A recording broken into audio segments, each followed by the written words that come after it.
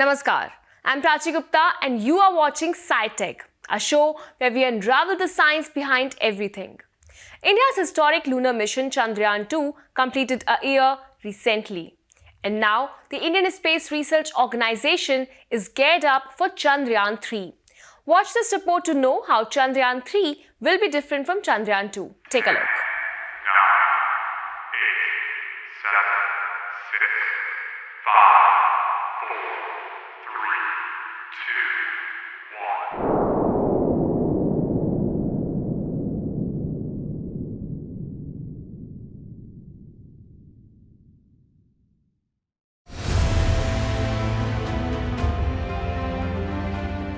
Chandrayaan-2, launched last year, was the most complex mission ever attempted by the Indian Space Agency.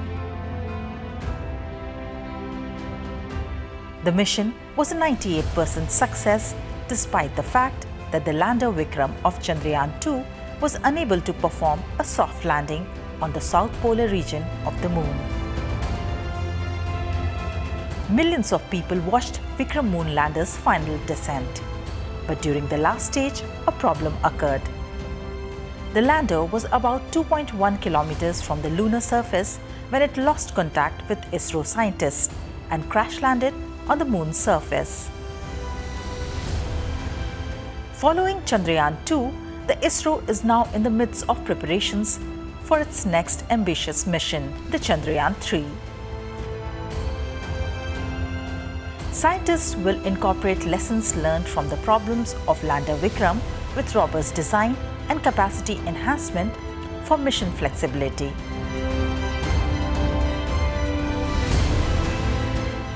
In Chandrayaan-3, there will not be an orbiter as it is already revolving around the moon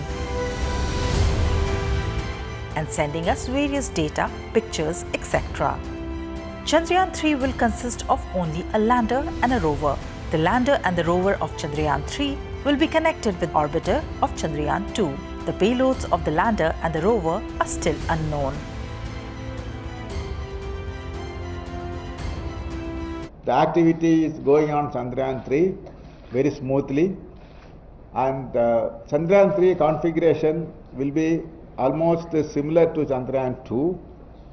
Only thing is, in that Chandrayaan-2 we had orbiter, lander, rover configuration.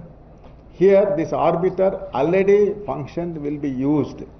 So Chandrayaan-2 will be having mostly a lander and rover and with a propulsion module. So this we are initiated this project and work is going on very smoothly on Chandrayaan-3. Not having the orbiter will reduce the cost of the mission. The launch of Chandrayaan-3 is likely to be scheduled in the first half of 2021. A soft landing on the moon, a feat achieved by just 3 other countries so far, will be a huge technological achievement for ISRO and India's space ambitions.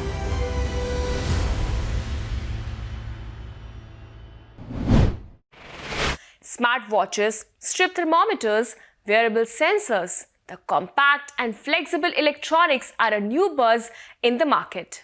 But do you know that one major challenge to develop such electronics is to ensure that the circuits in the gadgets are not broken due to frequent bending? The good news is that this problem will now be taken care of as the researchers have come up with a way to develop self-healing or self-repairing circuits. Watch this clip to know more on how circuits will self-repair. Take a look.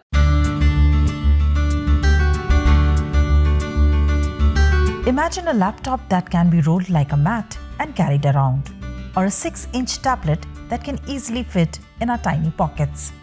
Sounds interesting? Well, such electronics are just around the corner. This all is being made possible through the new breakthroughs in the field of flexible electronics. The field is growing by leaps and bounds as every electronic giant is trying to develop foldable yet durable items.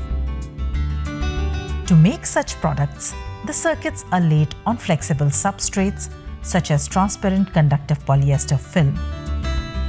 This makes them bendable and stretchable. However, The main issue in making such electronics is breaking of circuits due to frequent bending or folding of electronics. A group of Indian and British researchers have demonstrated that it is possible to make circuits that self-repairs or self-heals. Though the concept of self-healing electronics has existed for some time, this new method does not require rare materials or the addition of any complex circuitry. In their research article that was published in the journal Physical Review Applied, the scientists report how this can be done. The report says that circuits made from conductive particles in the insulating fluid can self-heal. If the circuit is broken and an electric field is applied across the gap or broken circuit, it creates an electric field that attracts conductive materials, and they start moving and forming chains of loosely bound clusters. This bridges the gap.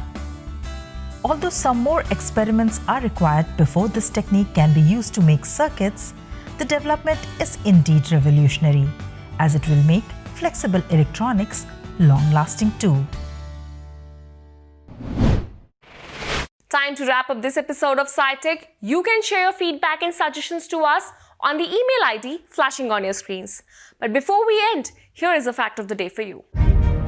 Chandrayaan-1 was the first Indian lunar mission launched in 2008 and continued till 2009. It included an orbiter and an impactor.